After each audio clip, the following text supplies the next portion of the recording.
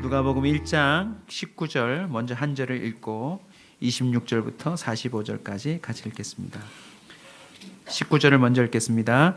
천사가 대답하여 이르되 나는 하나님 앞에 서 있는 가브리엘이라. 이 좋은 소식을 전하여 내게 말하라고 보내심을 받았노라. 어떤 소식입니까? 우리 26절부터 같이 읽겠습니다. 26절부터 시작. 여섯째 달에 천사 가브리엘이 하나님의 보내심을 받아 갈릴리 나사렛이란 동네에 가서 다윗의 자손 요셉이라 하는 사람과 약혼한 처녀에게 이르니 그 처녀의 이름은 마리아라. 그에게 들어가 이르되 은혜를 받은 자여 평안할지어다. 주께서 너와 함께 하시도다 하니 처녀가 그 말을 듣고 놀라 이런 인사가 어찌 생각하며 천사가 이르매 마리아여 무서워하지 말라. 네가 하나님께 은혜를 입었느니라. 보라 네가 잉태하여 아들을 낳았으니 그 이름을 예수라 하라. 그가 큰 자가 되고 지극히 높으신 이의 아들이라 일컬어질 것이요 주 하나님께서 그 조상 다윗의 왕위를 그에게 주시리니 영원히 야곱의 집을 왕으로 다스릴 것이며 그 나라가 무궁하리라.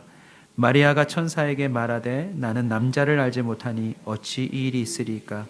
천사가 대답하여 이르되 성령이 내게 임하시고 지극히 높으신 이의 능력이 너를 덮으시리니 이러므로 나실 바 거룩한 이는 하나님의 아들이라 일컬어지리라. 보라 내 친족 엘리사벳도 늙어서 아들을 배었느니라. 본래 임신하지 못한다고 알려진 이가 이미 6달이 되었나니 대저 하나님의 모든 말씀은 능하지 못하심이 없느니라. 마리아가 이르되 주의 여종이 오니 말씀대로 내게 이루어지이다 하매 천사가 떠나가니라. 이때 마리아가 일어나 빨리 산골로 가서 유대의 한 동네에 이르러 사가랴의 집에 들어가 엘리사벳에게 문안하니 엘리사벳이 마리아가 문안함을 들으매 아이가 복중에서 뛰노는지라. 엘리사벳이 성령의 충만함을 받아 큰 소리로 불러 이르되 여자 중에 네가 복이 있으며 내 태중의 아이도 복이 있도다. 내 주의 어머니가 내게 나오니 이 어찌된 일인가. 보라 내 문안하는 소리가 내 귀에 들릴 때 아이가 내 복중에서 기쁨으로 뛰놀았도다. 주께서 하신 말씀이 반드시 이루어지리라고 믿은 그 여자에게 복이 있도다. 아멘. 오늘 굿뉴스 좋은 소식이라는 제목으로 말씀을 나누겠습니다. 내일이 성탄절이죠. 네. AD 2017년 12월 25일이 이제 내일이니까요. 숫자로 세알리면 몇 년의 차이가 좀 나긴 하지만 적어도 2017번에 해당하는 성탄절이 지나갑니다. 내 나이를 대입시키면 30살이면 30번째 성탄절을 경험하는 거고요. 60이시면 60번째 성탄절을 경험하는 것입니다. 저는 이번 성탄절에 예수님의 이 좋은 소식이 오셨다고 하는 이 좋은 소식이 나에게도 정말 좋은 걸로 여겨지고 넘어갔으면 좋겠습니다. 여러분 성탄절 좋으세요? 별로 안 좋으시잖아요. 보세요. 딱히 짧은 설교이지만 여러분에게 또 제 자신에게도 너무 중요합니다. 예수님이 오셨다고 하는 것은 하늘엔 영광이요 땅엔 평화래요. 근데 이번 주만 보셔도 세월호 같은 일이 또 벌어졌습니다. 유수속보가 처음 날 때는 1명이 죽었대요. 여러 명이 화상을 입었대요. 몇 시간 지나고 나니 9명이 죽었대요. 많이 죽었구나. 저녁이 되니 다음 날이 되니 20명 이상이 죽었대요. 목욕하러 갔다가 수능을 마치고 할머니 집에 인사하러 갔다가 그 1, 2분 상간에 대한민국 안에서 수십 명이 죽었습니다. 그것도 성탄절을 며칠 앞두고 말이죠. 예수님이 오셨다는 게 좋은 소식인데 이 성탄절을 맞이하는 사람들에게 이것이 좋은 소식으로 여겨지지 않는 경우가 참 많습니다. 무슨 이유 때문일까요? 나랑 상관없는 것일까요? 지금도 예수님이 태어나셨다고 하는 저 베들레헴과 예루살렘과 그 주변은 세상의 화약고입니다. 우리나라는 또 다음 주에 전쟁이 일어날지도 모르는 정말 위태한 국가이고요. 예수님이 이 땅에 오셨다는데 왜 이리도 세상엔 평화가 없는 것일까요? 예수님이 문제일까요? 우리가 문제일까요? 오늘 본문에 보시면 가브리엘이라고 하는 천사가 나타나서 좋은 소식을 알려주겠다라고 말을 했습니다. 저와 여러분에게 이번 성탄절은 정말 좋은 소식임이 깨달아지는 그런 성탄절이 됐으면 좋겠습니다. 자, 이 좋은 소식은 이렇게 시작합니다. 보통 영화를 보면 영화 시작에 한 자막이 때레릭 나오면서 이런 걸 보셨죠? 몇 년 전, 몇 개월 전, 며칠 전. 내일이 성탄절인데 성탄절의 그 의미가 좋은 소식이라는 걸 알기 위해서는 이 성탄절 6개월 전으로 가보셔야 합니다. 어떤 일이 있느냐? 야, 비가 내리네요, 여러분. 네, 이 빗소리입니다, 빗소리. 네, 우산 안 가져오신 분, 네, 걱정하지 마세요. 네, 가실 때 비가 끝날 겁니다. 아니면 말고요.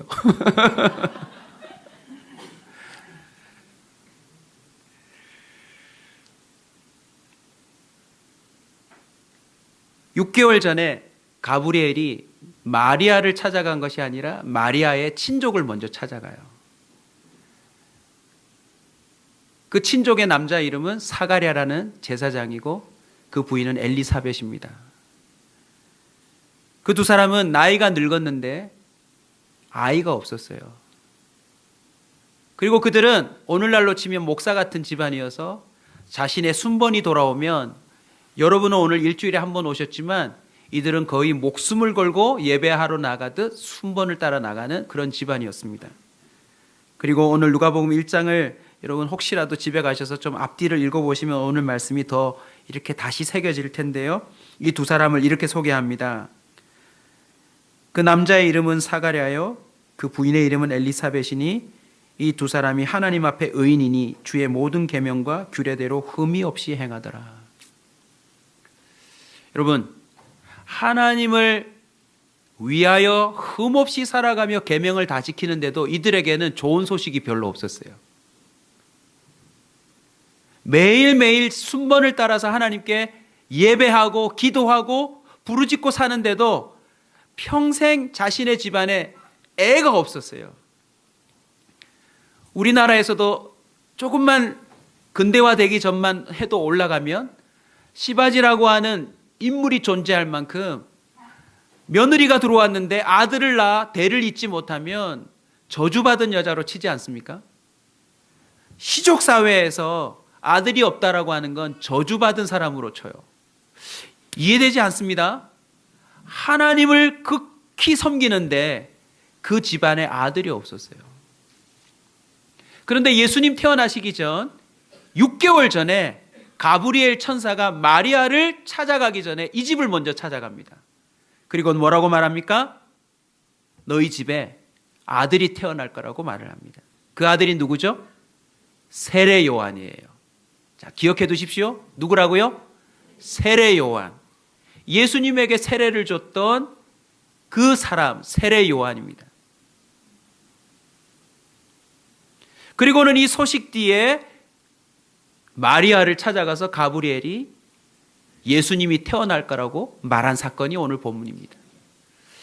여러분, 이 예수님이 태어날 거라는 것과 세례 요한이 태어날 거라는 이 두 소식을 가브리엘이 한꺼번에 전하면서 우리가 알고 있는 성탄절의 의미를 가르쳐 주고 있습니다. 이게 왜 좋은 소식일까요? 내가 알을 놓은 것도 아닌데 세 가지 이유를 짧게 여러분 가슴속에 심어 드리려고 합니다. 첫 번째는요, 일어날 수 없는 일이 일어났다입니다. 여러분, 예수님이 이 땅에 오신다는 것은 일어날 수 없는 일이 일어났다는 것을 가르쳐 주는 겁니다. 18절 한번 보실래요, 여러분? 오늘 본문 18절입니다. 한번 여러분 성경책을 좀 따라오면서 오늘 좀 짚어보겠습니다. 같이 읽읍시다. 사가랴가 천사에게 이르되 내가 이것을 어떻게 알리요? 내가 늙고 아내도 나이가 많으니이다. 여러분, 성탄절의 의미가 무엇입니까? 일어날 수 없는 일이 일어났다는 겁니다. 여러분, 예수님 믿으면 일어날 수 없는 일이 일어나는 좋은 소식이 우리에게 임합니다. 아멘. 아직까지 그 의미가 뭔지 모르실 수도 있지만 이미 아는 분들은 동의하시잖아요. 예수님이 2000년 전에 오셨다는 게 나랑 무슨 상관인가? 그런데 예수님이 오셨다는 그 사실 자체가 일어날 수 없는 일이 일어난다라고 하는 가능성을 우리에게 준 소식입니다. 우리는 지난 한 주간 동안에도 깨닫습니다. 오히려 반대로 일어날 수 없는 일이 일어나요. 우리에게 할 수 없는 일이 너무 많다는 걸 경험하는데 예수님이 이 땅에 오셨다는 것은 그 한계를 뛰어넘는 일이 벌어질 수 있다라고 하는 복된 소식을 우리에게 알려주는 겁니다. 34절도 한번 같이 읽어볼까요, 여러분? 34절. 마리아도 똑같은 말을 합니다. 같이 읽어요. 마리아가 천사에게 말하되 나는 남자를 알지 못하니 어찌 이 일이 있으리까? 한 사람은 늙어서 안 되고 한 사람은 처녀여서 안 됩니다. 근데 예수님이 오신다고 하는 이 사건 자체가 하나님으로부터 출발한 일이기 때문에 우리에게 이 한계 많은 세상에 살아가는 우리에게 이 명제를 딱 주는 겁니다. 하나님이 하시면 일어날 수 없는 일이 일어난다. 아멘. 천사 가브리엘을 한번 볼까요? 우리가 읽었던 1장 19절인데 한 번 더 읽어주십시오. 같이 읽을까요? 시작.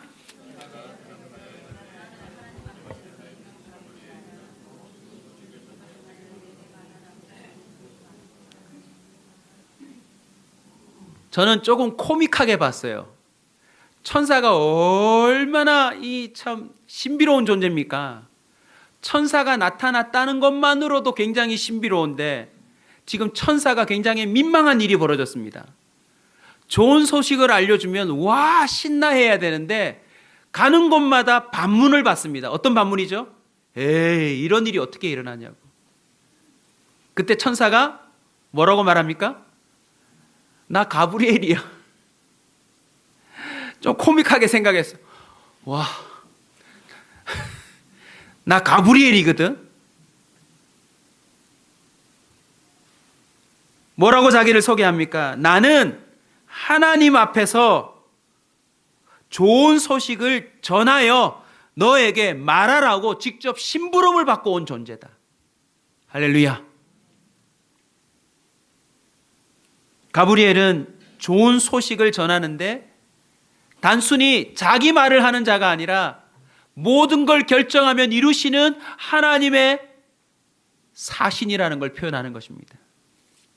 우리가 오늘 이 예배당에 왜 나와 하나님의 말씀을 듣습니까? 하나님은 예수님을 이 땅에 보내시고 6개월 전에 세례 요한을 보내면서 이 두 가지 사건만으로도 하나님의 말씀이 확실하다는 걸 우리에게 확정 지어줬습니다. 한번 따라서 합시다. 하나님의 말씀은 확실하다. 결국 이 사건을 통하여서 천사가 강조하며 이 두 사람이 예수님의 나심을 통하여 알기 원하는 사건은 사실은 바로 37절에 나옵니다. 대저 하나님의 모든 말씀을 능하지 못하심이 없느니라. 여러분 성탄절이 거듭될 때마다 여러분 이 첫 번째 명제를 떠올리십시오. 일어날 수 없는 일을 하나님은 일으키신다. 그런데 무조건 일으키는 것이 아니라 하나님의 말씀을 이루신다. 다음 성탄절까지 우리 모든 오늘 함께 예배한 사람들에게 숙제드립니다.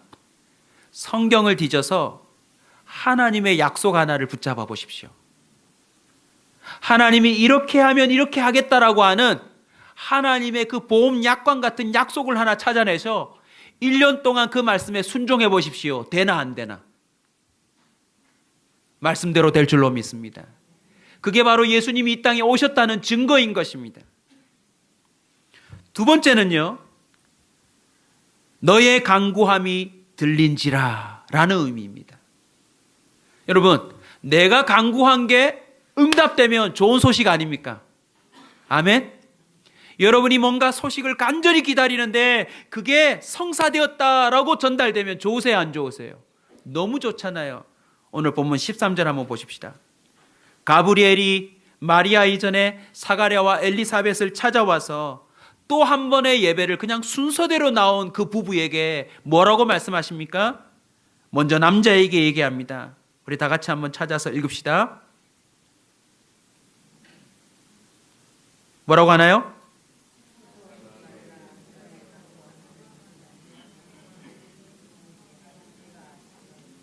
자, 여기서도 좀 유머러스한 장면을 찾아냅시다. 아니, 예배하러 들어가서 천사가 나타나면 반가워야 되는 거 아닙니까? 무서웠다는 것은 뭘 의미하냐면 생각보다 은근히 기대하지 않았다. 여러분이 오늘 무심코 예배 왔는데 여러분 옆자리에 천사가 딱 앉으면 어떻게 하실래요? 어머, 천사다 이러지 않으시겠어요? 근데 두려워했대요. 예기치 않은 일이 벌어진 거죠. 이게 바로 좋은 소식입니다. 그리고는 이렇게 말합니다. 너의 무엇이요? 간구함이 들린지라. 예수님이 이 땅에 오셨다는 것이 무엇을 의미합니까?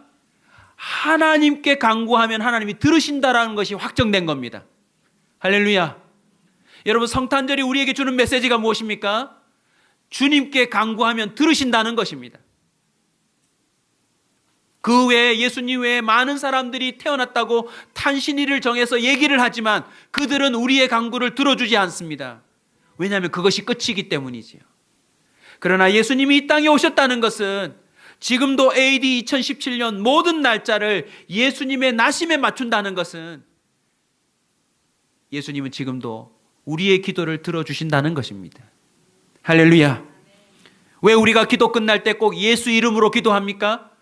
그 이름으로 간구할 때 들어주신다라고 하는 것이 확정되었기 때문에 그렇습니다. 이번 성탄절을 기점으로 저와 여러분이 예수님께 포기하지 않고 더 부르짖기를 바랍니다. 한번 크게 외칩시다. 나의 간구함도 들릴 것이다. 다음 주에 우리 교회에서 우리 성도들에게 또 특별히 함께 공유하는 프로그램이 있습니다. 온전한 사람이 살아가는 방식을 공유하자는 차원에서 다이어리를 적어요. 온사 다이어리라고.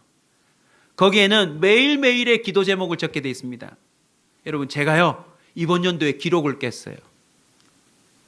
그 다이어리에 처음 적을 때는 1000번을 넘기지 못했습니다. 그런데 1000번을 넘기 시작하더니 올해의 제 기도 제목 벌써 1640번이 넘었어요. 놀라지도 않는 여러분을 바라보며 제가 놀라고 있습니다. 제 수첩적이 제 테이블 위에 있습니다. 1월 1일 1번부터 하나님께 기도 제목을 일일이 적고 그 밑에 응답된 걸 적었는데 1640번이 넘었다고요. 이 어설픈 반응은 또 무엇입니까? 제가 이번 주 월요일 날 다이어리를 쓰면서 깜짝 놀랐어요. 내가 1400번을 넘기지 못했는데 올해 제가 주님께 드린 기도가 들려져서 1640번이 되었어요. 용기가 생겼습니다. 남아있는 일주일 동안 내가 더 부르짖어서 1700번을 내가 찍고 넘어가리라. 왜요? 하나님은 모든 걸 응답할 수 있습니다. 물론 그 말씀에 준해서 말입니다.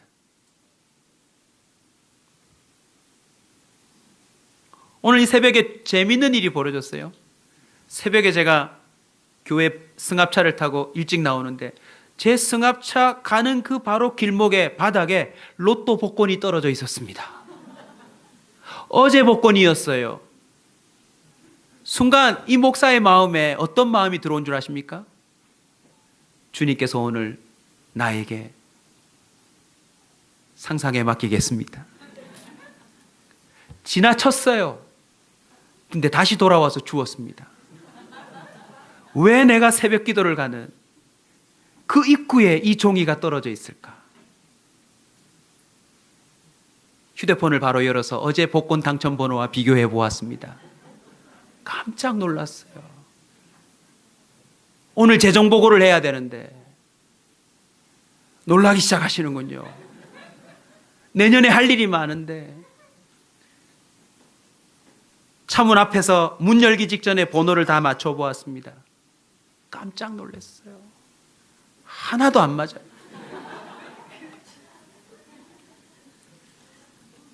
왜 안 맞는 줄 아세요? 제가 로또 복권에 당첨되게 해달라고 기도한 적이 한 번도 없어요. 오늘 재정 보고 들어보시면 아시겠지만 진짜 로또가 뭔지 아세요?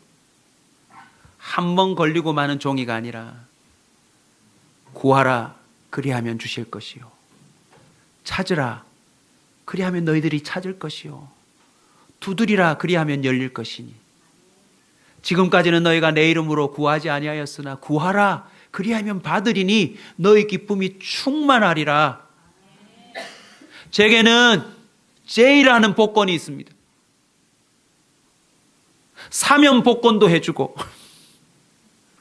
모든 신용도 복권해주고 내가 욕먹을 삶을 다 짊어지셨기 때문에 욕먹지 않도록 삶도 복권시켜주시는, 그리고 하나님의 영광 가운데 너희 모든 쓸 것을 채우시리라고 하는 그 놀라운 복권을 저는 가지고 있더라고요. 우리 온사 식구들에게 도전합니다. 여러분이 만약 저와 함께 내년에 같이 기도해서 여러분이 1600번을 응답받으신다면 우리 교회 성도가 오늘도 재정 보고 들어보시면 아시겠지만 지금 202명이 되었습니다.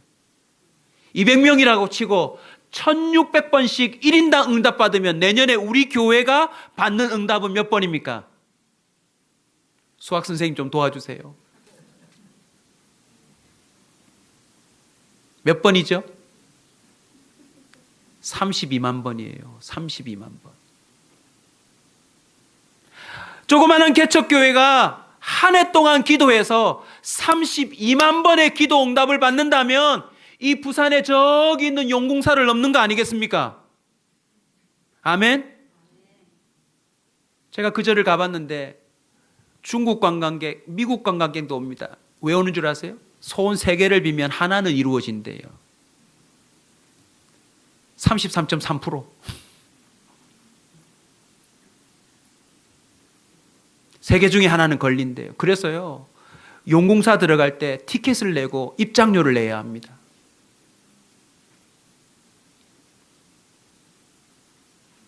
저와 여러분이 오늘 이 자리에 오신 이 성탄절을 기념하는 하루 전 예배가 무엇을 의미합니까? 너의 간구함이 들린지라. 예수님이 이 땅에 오셨다는 건 부르짖음의 답하심입니다. 부모도 자식도 대통령도 힘 있는 자도 힘 없는 자도 모두가 부르짖고 있습니다. 세상 살기 너무 힘들다고요. 누가 나를 구원할꼬? 이 인생을 누가 좀 도와줄꼬? 화재로 인해서 고통을 당하신 저분들도 지금 가슴 치며 뭐라고 할까요? 저 불쌍한 인생 누가 거두어 줄꼬?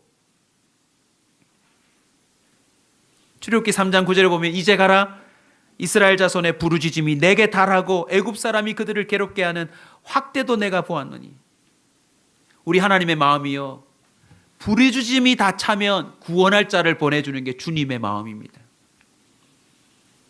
여러분 믿으십시오. 저와 여러분의 부르짖음이 주님 앞에 차면 하나님은 여러분을 구원할 방법을 제시해 주십니다. 마태복음 1장 21절 아들을 낳으리니 이름을 예수라 하라. 이는 그가 자기 백성을 그들의 죄에서 구원할 자이심이니라. 자, 예수 그리스도 이름 확실히 정리하고 갑시다. 예수 뜻이 뭐라고요? 자기 백성을 저희 죄에서 구원할 자. 그리스도는요, 기름 부음 받은 자라는 뜻이에요. 임명받은 자. 예수 그리스도 정확하게 설명하여 풀면 이렇습니다. 예수는 그리스도다. 다른 탄생한 신들의 옆에는 그리스도란 이름이 없어요. 그냥 이름만 있어요. 자기들이 구원의 길이라고 주장하지만 하나님이 그를 임명하지 않았습니다. 예수는요, 그리스도입니다. 그래서 예수를 통해 구원받은 사람, 예수를 통하여 하나님의 말씀이 확실하고 그 부르짖음이 응답되는 사람을 그리스도인이라고 말하는 겁니다. 세상에 나가서 예수 믿음에도 불구하고 욕먹고 하나님의 말씀이 하나도 응답되지 않고 부르짖어도 별로 쓸모가 없는 사람은 그리스도인이 아닙니다, 여러분. 그냥 교회만 다니는 사람이에요. 요즘요, 기독교인들이 점쟁이를 많이 찾아간대요. 이유가 뭘까요? 교회에서 하는 기도가 잘 안 통하니까. 아마 2018년 운세 보러 가는 사람이 많을 텐데, 제가 실제로 들은 이야기인데, 무당이 그 점 보러 온 사람들이 기독교인인 걸 딱딱 맞췄대요. 정확하게 맞췄대요. 어떻게 맞춘 줄 아세요? 한 사람이 보고 나가면서 권사님 들어가 봐라. 잘 맞춘다. 그 이야기를 무당이 다 들었대요.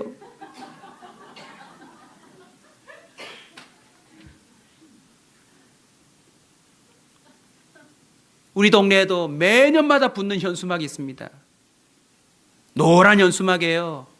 한 번 볼 때 10,000원 하고는 이렇게 붙어 있어요. 신점으로 승부합니다.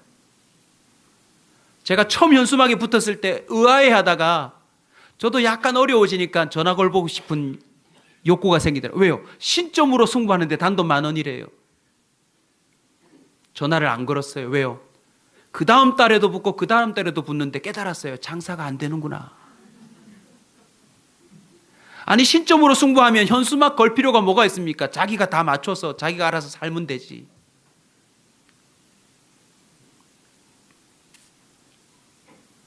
여러분, 예수님이 이 땅에 오셨다는 것을 천사가 6개월 전에 알리면서 가르쳐 준 것이 이것입니다. 너의 간구함이 들린지라.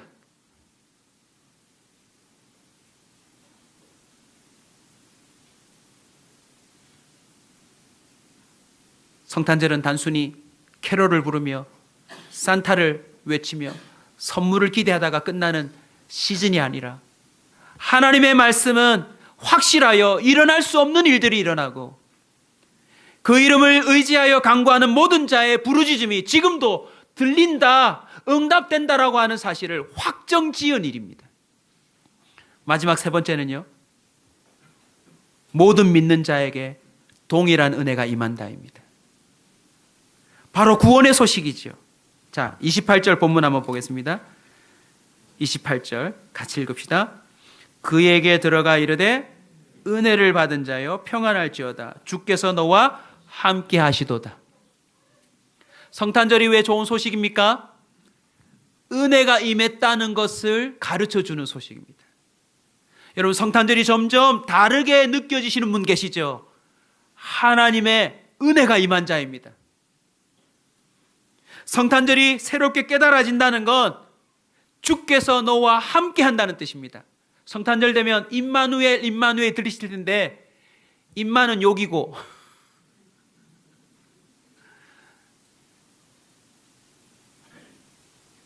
까먹지 않게 제가 도와드릴게요. 임마누엘을 이렇게 해석하겠습니다. 임마, 하나님이 너와 함께 하셔. 임마누엘이란 뜻이 하나님이 함께 하시다라는 뜻입니다.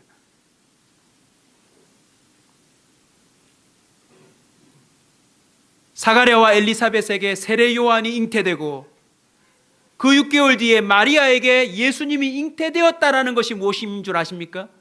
예수님이 너희를 택하셨다라는 뜻입니다. 은혜가 임한 자에게는 성탄절이 새롭게 여겨지게 될 줄로 믿습니다. 순서를 보십시오. 마리아에게 먼저 가지 않고 사가랴와 엘리사벳에게 간 이유가 무엇입니까? 마리아에게 믿음을 주기 위함입니다. 보라, 네 친족이 6개월 전에 이미 잉태하였도다. 오늘 설교의 결론이 뭔지 아십니까? 좋은 소식, 이미 6개월 전에입니다. 제목이 좋은 소식인데 결론이 뭐냐면 이미 6개월 전에 네가 잘 아는 사람에게도. 할렐루야. 이게 좋은 소식입니다. 결론이 뭐예요? 나도 된다입니다. 나도 된다. 가브리엘이 그걸 가르쳐주고 싶었던 거예요. 45절 한번 같이 읽읍시다. 임마누엘의 은혜가 45절 크게 읽읍시다. 주께서 하신 말씀이 반드시 이루어지리라 믿은 그 여자에게 복이 있도다. 성탄절은요, 믿는 자에게 복이 되는 것입니다. 분위기를 즐기는 자가 아니라 믿는 자에게 성탄절은 지금도 변함없는 일어날 수 없는 기적임을 믿으시기 바랍니다. 자, 그러면 말씀을 마무리합니다. 자, 고개를 들고 저를 한번 봐주실래요? 앞에도 중요하지만 이 부분이 너무 중요합니다. 이 말씀을 준비하다 보면요, 이 말씀을 어떻게 여러분에게 전달해야 될까 고민이 많아요. 근데 제겐 그런 능력이 없거든요. 근데 희한하게요, 강대상에 올라오기 직전까지 하나님이 그 내가 전달할 수 없는 그 의미 하나를 이렇게 흐릿하지만 떠오르게 해주셔요. 그리고 강대상에서 선포할 때 성령이 나를 도와주세요. 그리고 더 놀라운 건 그걸 받은 여러분의 마음속에 여러분이 은혜를 받았다면 제가 전달한 것 100배, 1000배 이상으로 여러분 가운데 확장되고 깊이 새겨지는 은혜가 있을 줄로 믿습니다. 제가 원고를 끝내고 나서 받은 게 이거예요. 잘 들으세요. 자, 보십시다. 한 집안에 천사가, 똑같은 천사가 나타나서 임신을 얘기해 줍니다.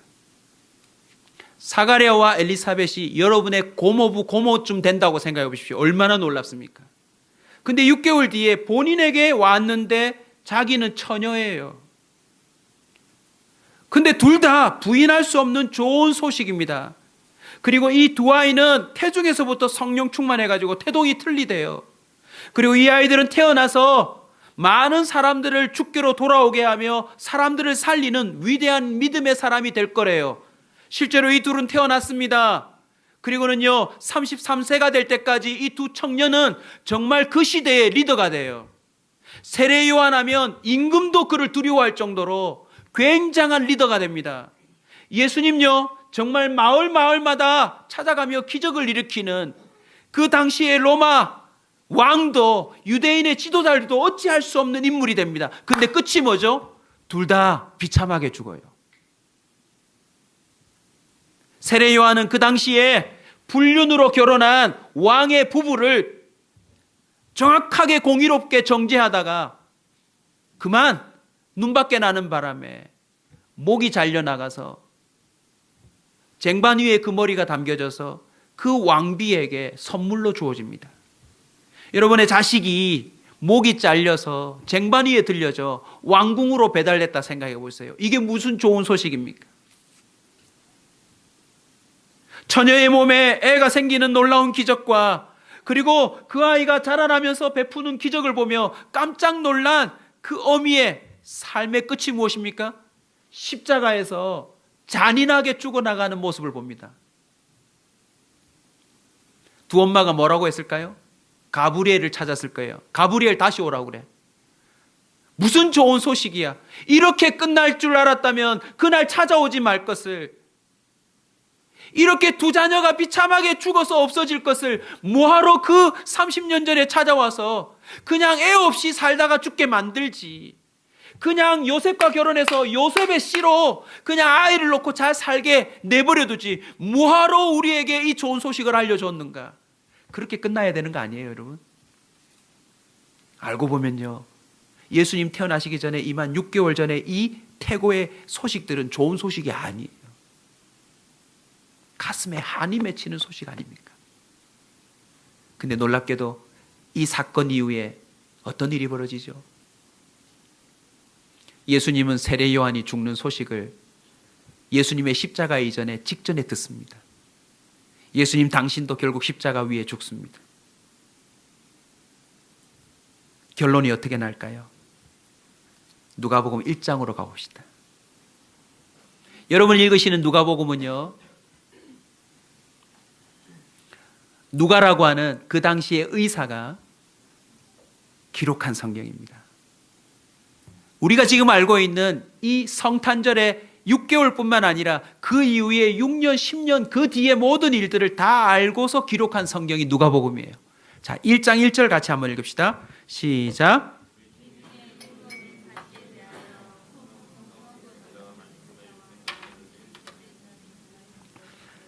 자, 봅시다. 1절에 뭐라고 되어 있습니까? 이루어진 사실이에요. 좋은 소식으로 시작되었지만 비참하게 끝난 이 사건에 대해서 2절, 처음부터 뭐 한 사람요? 목격한 사람.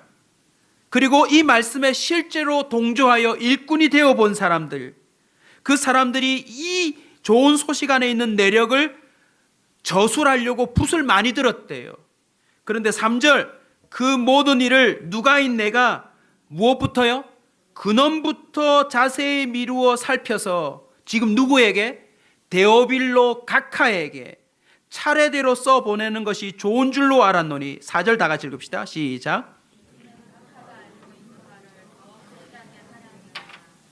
아멘. 오늘 이 굿뉴스라는 주제로 여러분에게 설교한 이유가 여기에 나옵니다. 이미 이루어진 사실에 대해서 여러분에게 더 확실하게 하려고 제가 오늘 이 설교를 하는 것입니다. 2000년 전에, 그리고 그들 집안에 6개월을 상간을 두고 하나님의 말씀으로 이루어질 수 없는 일을, 일어날 수 없는 일이 일어났음을 믿으시기 바랍니다. 그리고 이것은 그들이 간구하고 부르짖은 것이 응답되었음을 믿으시기 바랍니다. 그리고 이것은요, 모든 믿는 자에게 지금도 동일하게 구원의 소식으로 유효하더라는 것입니다. 가브리엘 어디 갔어? 라고 끝나지 않습니다. 세례 요한의 부모와 예수님의 부모 또한 그 청년들의 죽음 이후에 성령 충만함을 받고 한때지만 그 자녀들을 가슴에 품었던 것이 얼마나 영광스러웠는지를 자랑하고 다닙니다. 그 느낌을 우리는 다는 알 수는 없지만 우리도 이해할 수 있다는 본문을 하나 찾아내었습니다. 우리 56절로 가보십시다. 56절 같이 읽습니다. 시작. 돌아가니라. 자, 이 내용을 좀 더 설명드리겠습니다. 사가랴와 엘리사벳을 찾아간 가브리엘이 마리아를 찾아갑니다. 마리아가 믿지 않으니까 뭐라고 설명합니까? 따라서 합시다. 보라, 이미 6개월 전에. 왜 6개월일까요?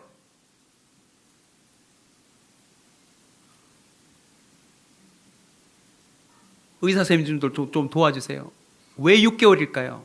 자, 이랬다 칩시다. 가브리엘이, 야, 너 좀 믿어. 야, 네 친족 엘리사벳이 지금 임신 4주야. 표가 안 난대요. 그리고 언제 유산될지 몰라요. 왜 천사가 6개월이라는 기간을 두고 왔을까요? 믿기지 않는 마리아가 지금 보시면 산골로 있는 엘리사벳을 찾아 달려갔대요. 문을 열어보았더니 자기 친족 알잖아요. 평생에 하나님을 섬겼지만 애가 없었던 그 여자의 배가 불러 있는 거예요. 그리고 그 배부른 여자는 뭐라고 말을 합니까? 마리아에게 이렇게 말합니다.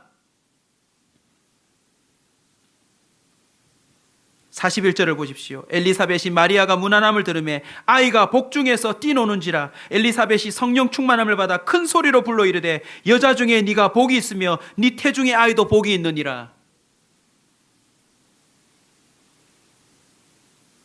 믿기지 않던 마리아가 엘리사벳을 보며 그 좋은 소식을 확신하게 됩니다. 그리고 이제 오늘의 진짜 결론 중에 결론이에요. 이 마리아가 그걸 깨달았으면 집으로 돌아와야 되는데 얼마 동안 엘리사벳과 같이 있습니까? 석 달쯤이래요. 여러분, 왜 석 달쯤 있다가 집으로 돌아갔을까요? 자, 지금부터는 목사로 보지 마시고 산부인과 전문의 김기봉 닥터라고 보시고 제가 진단해 드리겠습니다. 임신 3개월쯤 나타나는 태아 성장의 발달입니다. 얼굴에 윤곽이 잡히기 시작한대요. 색소가 모여 눈동자가 까맣게 되며 눈꺼풀이 생기고 코, 입, 턱, 뺨의 근육이 발달한대요. 이목구비가 생기게 된대요. 팔다리의 구분도 확실해져서 팔에서 손과 손가락이 나온대요. 다리에서 허벅지, 무릎 종아리, 발, 발꿈치가 분화된대요. 태출을 통해서 영양분이 흡수되고 소변을 배설하기도 하며 심장과 간 등의 조직이 발달한대요. 임신 8주가 되면 배아 속에 있던 꼬리가 완전히 없어지며 이전까지 배아라고 부르다가 이제는 비로소 태아라고 부른대요. 배아기에는 외부에서 유입되는 유해 물질에 쉽게 영향을 받아 기형이 발생할 수 있지만 태아기에 접어들면 이제는 기형으로 될 확률도 낮아진대요. 완전히 사람이 된 거죠. 뇌세포가 폭발적으로 발달해서 임신 3개월이 되면 뇌 기능이 대부분 완성된대요. 대출이 완성되어 양수 안으로 자유롭게 떠다니고 피부에 무언가 닿으면 촉감을 느낄 수 있을 정도로 예민해집니다. 손가락 끝에 미세한 지문이 만들어지고 외성기가 발달해 남녀 생식기의 차이가 나타나게 되는 것입니다. 무엇을 말합니까? 마리아는요, 엘리사벳과 함께 있으면서 자기가 들은 좋은 소식의 실체를 온몸으로 느낀 거예요. 아이의 변화보다 어쩌면 더 중요한 것은 무엇입니까? 엄마의 허리선이 바뀐대요. 3개월이 되면. 자궁의 크기가 어른 주먹만해져서 방광이나 직장을 압박하게 됩니다. 여러분, 좋은 소식이 자신의 몸 깊숙한 곳에서부터 자신의 삶을 누르기 시작하며 압박하기 시작한대요. 흔히 말하는 것처럼 태동이 명확하게 느껴진대요. 그런데 더 놀라운 것은 마리아가 3개월 때 엘리사벳은 몇 개월입니까? 9개월입니다.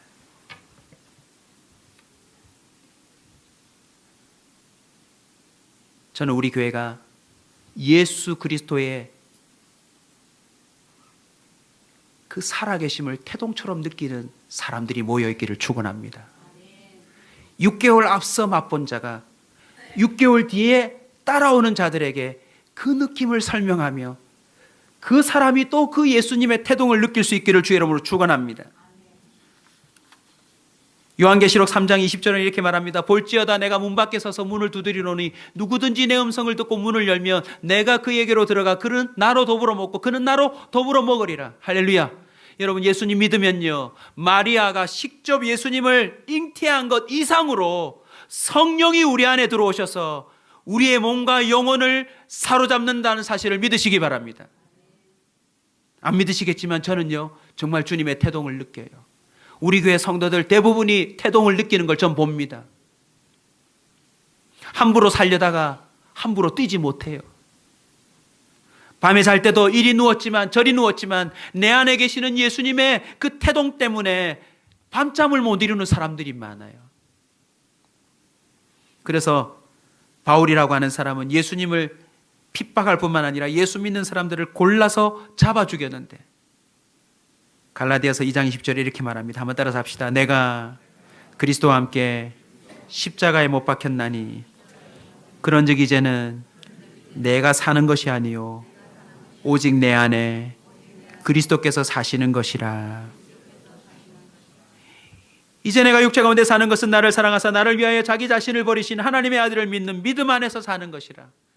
여러분, 예수님 믿는 것은 일어날 수 없는 일이 일어나기 시작한다는 뜻입니다. 예수를 믿는다는 것은 내가 부르짖을 때 하나님이 응답한다는 것입니다.